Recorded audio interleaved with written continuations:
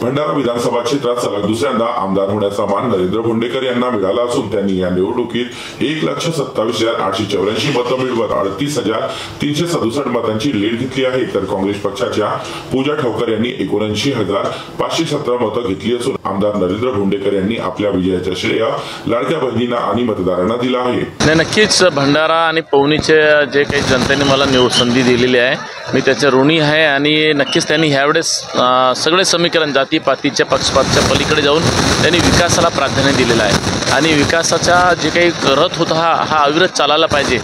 बरेचसे प्रकल्प जे मंजूर झालेले ते पूर्ण व्हायला पाहिजे आणि नक्कीच मी त्यांनी मला जे संधी दिलेली आहे त्यांनी माझ्यावर जो विश्वास टाकलेला आहे मी हे सगळे प्रकल्प पूर्ण करीन। अजून नवीन काय प्रकल्प आणता येईल आणि भंडारा जिल्ह्याचा प्रथम नंबरवरती कसं नाव नेता येईल समोर कसं नेता येईल त्याचा प्रयत्न करेन। मी पुन्हा सांगतो की ही जी महायुती आहे विकासावरती आहे, महिलाच्या संरक्षणासाठी रक्षणासाठी विकासासाठी हे सगळ्या विषयावरती मग मुलांच्या तरुणांच्या असतील शेतकऱ्यांसाठी असेल हे सगळ्यांच्यासाठी महायुती काम करतात आणि काँग्रेस आणि नानाभाऊ हे नुसते थापा मारत होते।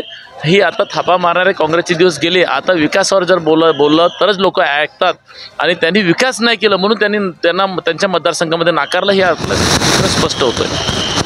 कारण दोन्ही जिल्ह्यामध्ये आता आम्ही विकासाचा आमच्याकडे आराखडा तयार आहे आणि आम्ही म्हणूनच माननीय मुख्यमंत्री एकनाथ शिंदे साहेब, दोन्ही उपमुख्यमंत्री देवेंद्रजी आणि अजितदादा यांच्या माध्यमाने जे महाराष्ट्र घडतोय, जो डेव्हलप होत आहे,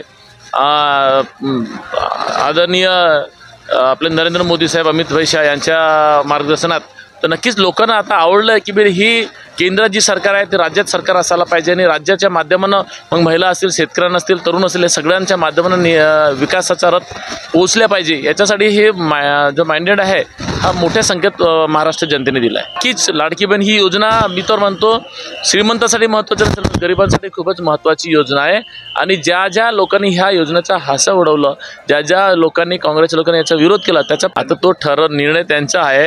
त्यांनी बोलले आणि आता काय होते तर आपलं मी एक कार्यकर्ता म्हणून काम करायला तयार आहे। पहिले तुम्हाला जनतेने जे कौल देत आहेत याच्यावरतीच मला समाधान आहे। पुढच्या स्टेप बघू आता काय होतं। भंडारा विधानसभा क्षेत्रात नरेंद्र भोंडेकर हे तिसऱ्यांदा आमदार झाले आहेत। 2009 मध्ये पहिल्यांदा नरेंद्र भोंडेकर हे शिवसेनेच्या तीर कमान चिन्हावर निवडून आले होते तर 2014च्या निवडणुकीत त्यांचा पराभव झाला।